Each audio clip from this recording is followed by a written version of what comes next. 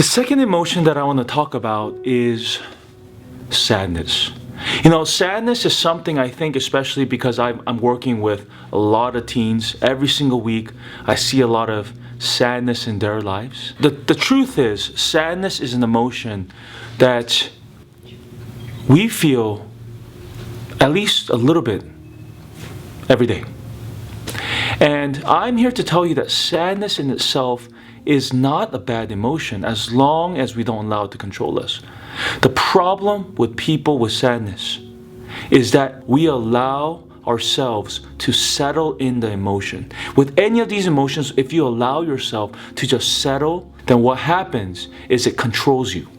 And when you settle into sadness, what happens is depression. And I've seen it with so many, not only teens, young adults, all of us. We have had our seasons of depression, right?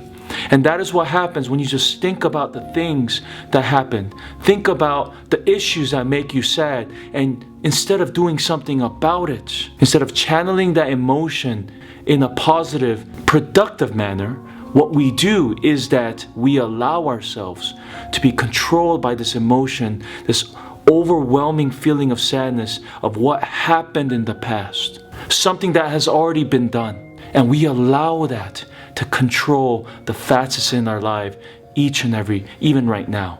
As you feel sad, you realize there's nothing good that comes from just settling in your depression.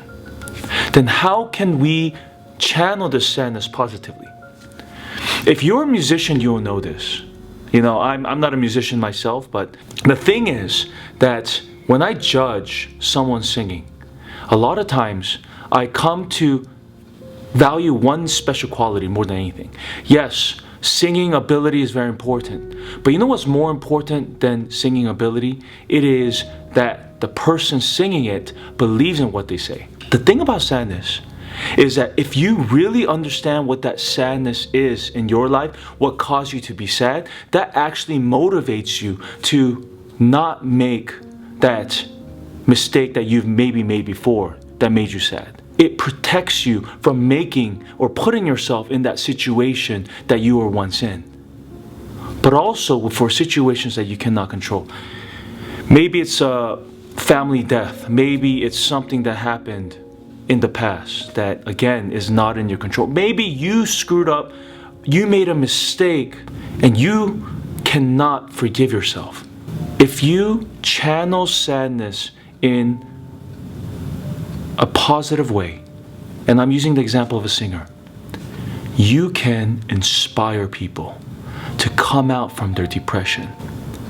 I've seen people sing with the depth.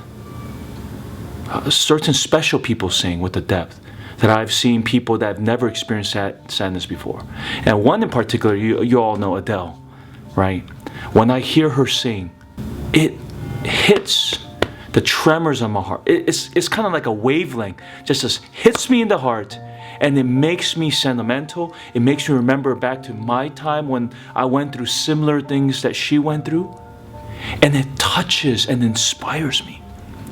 You see, if you've endured sadness before, rather than settling in it, one, you could channel that.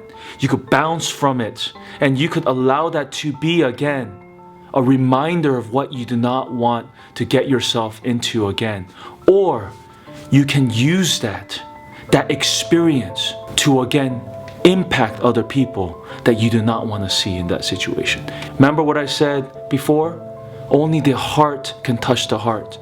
And even sadness can touch others. And ironically, but it is true, from you just speaking positively or from where you are now of the sadness of the past, you can truly bring people out if you allow yourself to, again, channel that sadness and make it an experience that you can speak of to connect with people in their hearts. I know I talked about sadness and expressing it artistically, right? But some of you guys might be sitting in this room and you might be like, I'm not artistic. I can't express my emotions of sadness with music or with art or with literature. The thing that you can do, that every human being can do, that have experienced sadness is you gain compassion for those who are hurting.